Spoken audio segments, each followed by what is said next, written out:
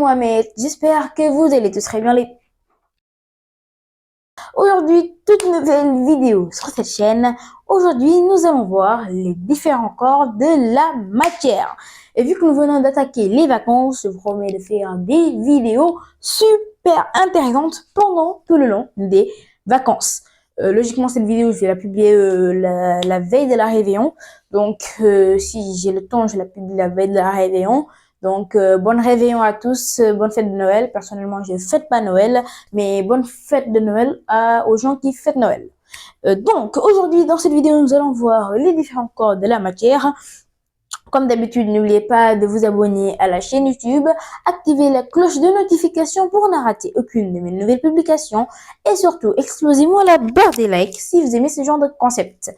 Allez, on commence. Donc, dans les différents corps de la matière, nous avons 3 différents corps. Le premier corps, alors, on va écrire 1 comme ça. Alors, le premier corps, ils sont aussi, les différents corps de la matière sont aussi appelés les différents états physiques.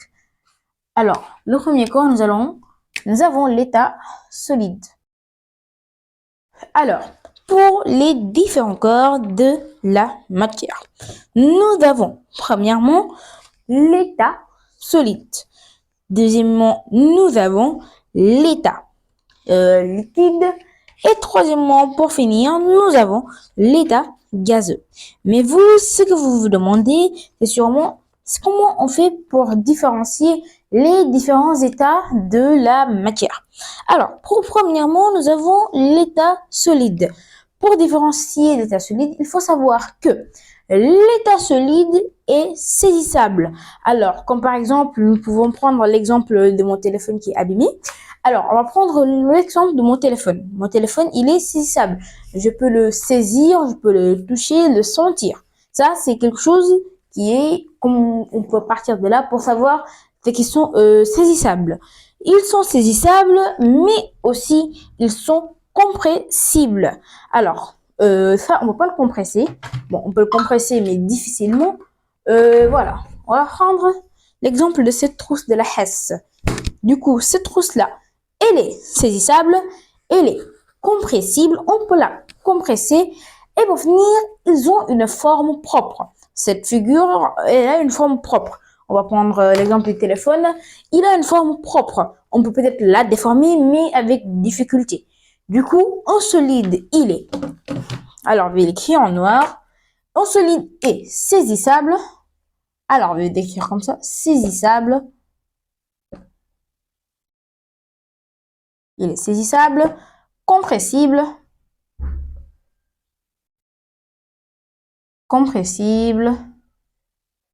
Et a une forme propre. Je vais voir si ça passe. A une forme. Ah merde, j'ai pas assez d'espace. Et a une forme propre. Voilà. Donc, pour résumer, un solide, c'est un objet qui est saisissable, qui est compressible et qui a une forme propre. Comme exemple, on peut prendre l'exemple de l'éponge. On peut aussi prendre l'exemple du téléphone. Ces deux-là, ils sont saisissables, ils sont compressibles, ils ont une forme propre. Deuxièmement, nous allons voir l'état liquide. Alors, un liquide, il est très différent des solides. Pourquoi? Parce que les liquides, ils ne sont pas saisissables. On ne peut pas saisir un liquide. On ne peut pas dire, on va prendre du jus, on va le saisir comme on saisit le téléphone. Non. Les liquides, ils sont insaisissables. Ils sont incompressibles et ils n'ont pas de forme propre ni de volume propre. Ils sont aussi appelés des fluides. Autrement dit, les liquides, eux, ils sont pas saisissables.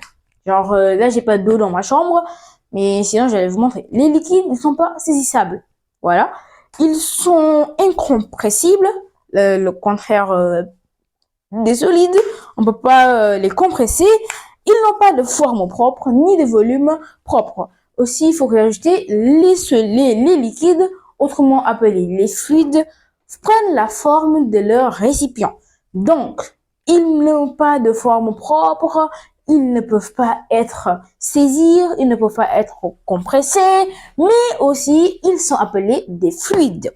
Alors, on va l'écrire en noir. Insaisissable, c'est seulement les contraires des solides. Un, c'est hop,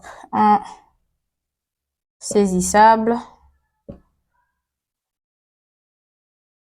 incompressible,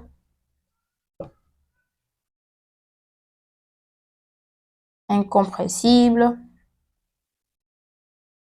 etc. parce qu'on n'a pas assez d'espace. Donc, pour résumer, un liquide est insaisissable, incompressible, n'a pas de forme ni de volume propre, mais aussi les liquides sont appelés des fluides.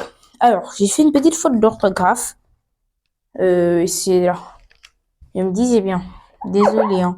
Je suis désolé. Saisissable. Voilà. Maintenant, les états gazeux. Alors, les gazeux, c'est vraiment quelque chose qui est comme les liquides. Pourquoi je le dis? Comme les liquides, oui. Pourquoi je le dis?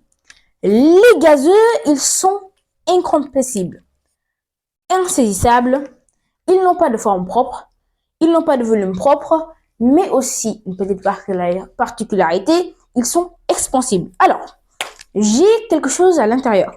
À l'intérieur, ici, vous allez me dire, c'est de l'eau. Oui, c'est de l'eau, mais quand ça se propage, ça devient du gaz. Alors, je vais nettoyer la caméra. Hop, hop, c'est bon? Vous êtes tout propre? Voilà. Alors, les gazeux, eux, ils sont insaisissables. Je ne peux pas saisir le gaz. Ils sont aussi incompressibles.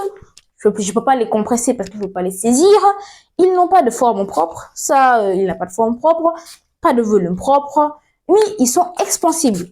Genre là, si je mets, on le sent dans toute ma chambre.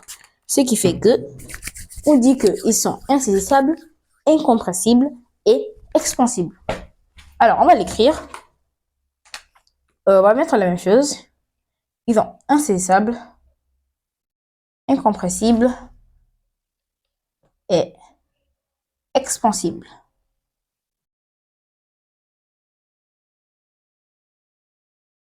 Voilà. Ah merde. Alors, pour résumer, les liquides. Attends, on va commencer par les solides. On va dire, pour résumer, les solides, ils sont insaisissables, compressibles et ils ont une forme propre. Les liquides, ils sont insaisissables, incompressibles, ils n'ont pas de forme ni de volume propre. Et les gazeux, c'est comme les liquides. Ils sont insaisissables, incompressibles et ils ont une petite particularité, ils sont expansibles. Bon, j'espère que vous avez compris les différents corps de la matière, ce qui est une notion, on va dire, vraiment très simple. Si vous avez des questions, n'hésitez pas à me les poser dans l'espace commentaire. Et vu que c'est bientôt Noël, même si je ne fête pas Noël, pour me donner un petit cadeau, n'hésitez pas à vous abonner à la chaîne YouTube. Activez la cloche de notification pour ne rater aucune de mes nouvelles publications. Et surtout, explosez-moi la barre des likes si vous aimez ce genre de concept. Sur ce,